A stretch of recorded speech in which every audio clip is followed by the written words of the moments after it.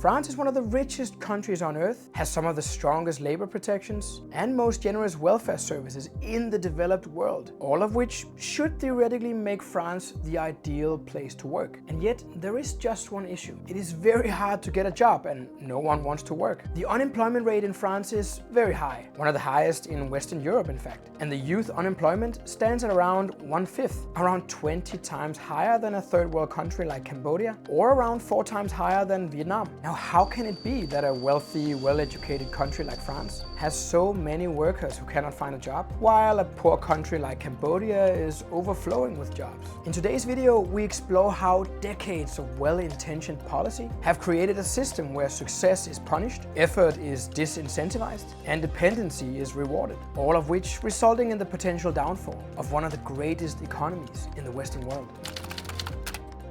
Let's take a look. Now, France is well renowned for its wine, cuisine, and high quality of life. But beneath the surface of its generous welfare state lies a rotten labor market. But why is this happening? Before we can understand that, we first need to understand something about the way the French labor market is structured. Let's start with unemployment benefits. In France, workers under 55 can receive up to 75% of their previous salary for as long as 18 months. Now, combine that with one of the highest tax burdens in the developed world. The top marginal income tax rate hits 45% with additional surcharges. Likewise, on the employer side, hiring a worker means paying an additional 45% of their salary in social security contributions. This creates a perverse incentive model. The more you work, the less you keep. For low earners, the difference between working and staying on benefits is often marginal and sometimes, well, practically non-existent. And for employers, well, hiring becomes an expensive gamble. Add to that France's rigid and over-regulated labor market. In France, hiring someone isn't just a business decision. It's a legal commitment wrapped in red tape. Employers face mountains of paperwork, strict rules on work hours, and heavy restrictions on hiring and firing. Now, these regulations don't just slow things down. They actively discourage companies from bringing on new staff, especially in uncertain economic times. One major hurdle, of course, is the firing process. Letting someone go often means months of legal procedures. Employers must prove there is a real and serious reason, and even then they still risk being dragged into lengthy court cases. This, of course, creates fear among small businesses that can't afford the legal costs or time. So of course many choose not to hire at all. Work hour laws also contribute to the problem. The 35-hour work week, while of course originally allegedly designed to improve quality of life, has become a rigid standard that complicates scheduling and raises costs for businesses that need flexibility. Even when exceptions are allowed, navigating the system is complex and burdensome. Social charges, the taxes and fees employers must pay on top of wages, add another layer of disincentive. With payroll taxes around 45% of gross salary, every new hire is a major expense, and for many employers, it simply doesn't make economic sense to take the risk. This environment has led to a strange phenomenon. Some people have learned how to manipulate the system. Influencers on social media now share tips on how to get fired in just the right way to qualify for generous unemployment benefits. One viral TikTok video explaining this trick, for instance, gained over 1 million views. And this isn't just a flaw or a bug in the system. It is exactly the result of a system that rewards inaction, penalizes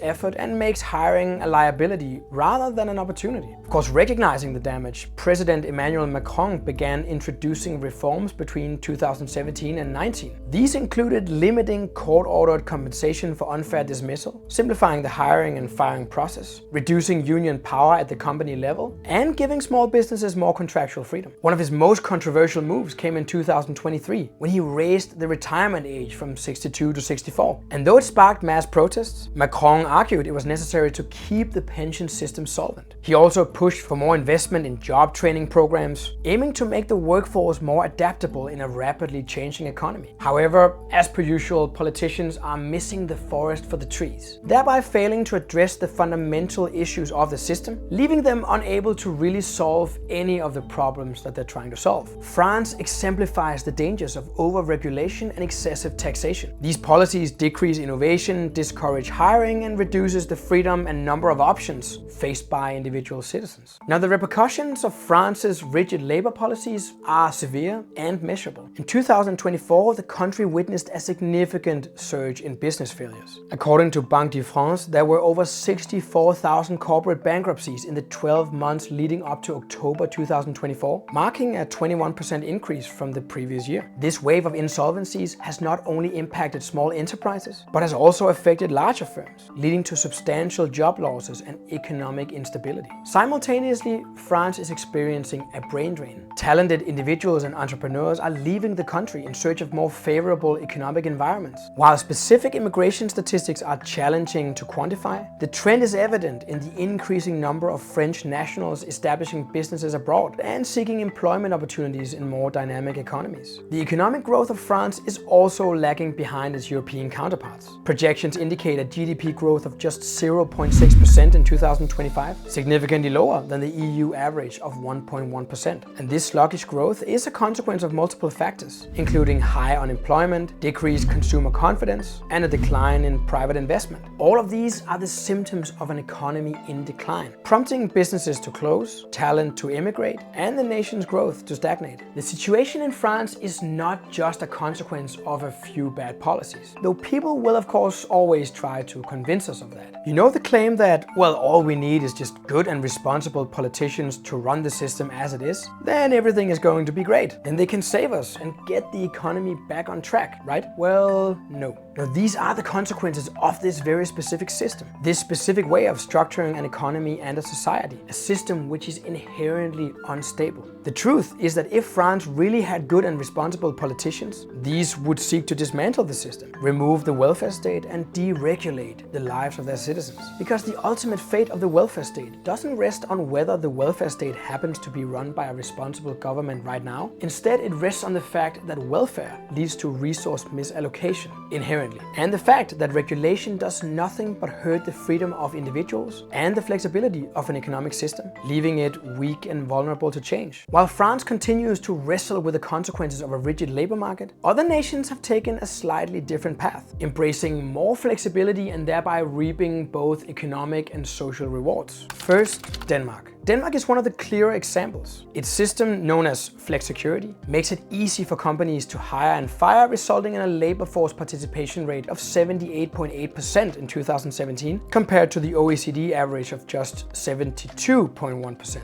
And though this is paired with strong unemployment benefits and active job training programs, something which of course creates a variety of other issues that countries like Denmark have to deal with, this relaxation of labor market regulation would be a step in the right direction for France. And lower levels of regulation are indeed among the primary reasons for the economic prosperity enjoyed by citizens of Scandinavian countries today. Second, the Netherlands. The Dutch have built one of Europe's most flexible labor markets by embracing part-time work, contract variety, and decentralization. Over half of Dutch women work part-time by choice, and the unemployment rate has remained among the lowest in the EU for years. This isn't deregulation run wild, right? It's a system that trusts individuals and businesses to negotiate terms that work for them. Third, Ireland. In the 1990s, Ireland launched a sweeping series of labor market reforms that cut red tape, liberalized wage structures, and reduced restrictions on businesses. The result was the so-called Celtic Tiger, a period of explosive economic growth. Between 1994 and 2007, Irish GDP per capita more than doubled, while unemployment dropped from 15% to below 5%.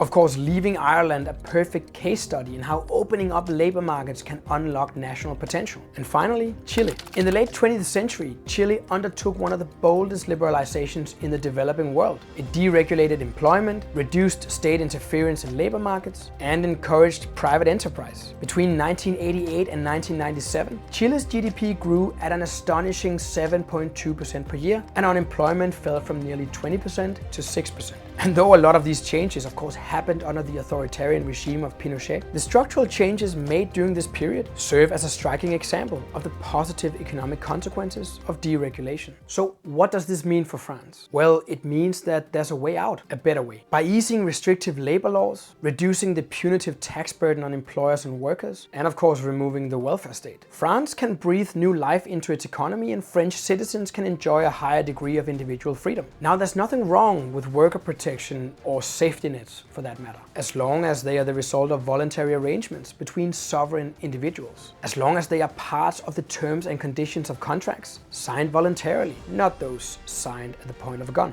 France stands at a crossroads. For decades, it has clung to a system built on protectionism, central control, and state intervention. Businesses are closing, young people are leaving, growth is stagnating, and the dignity of work is quietly eroding. But here's the thing, none of this is inevitable. The solution is not to double down on the same failed model. It is to rethink it, to ask bold questions, to trust in the individual. By reforming its labor laws, reducing its suffocating tax burden, and removing the welfare state in order to reward effort instead of passivity, France can revive the spirit of enterprise and prosperity that once made it one of Europe's great economic powers. If you believe in free markets, personal responsibility, and individual liberty to drive real economic success, not just in France, but anywhere, then you're in the right place, and I hope that you will choose to subscribe to this channel, like this video, and of course share this video as well. Thank you for listening.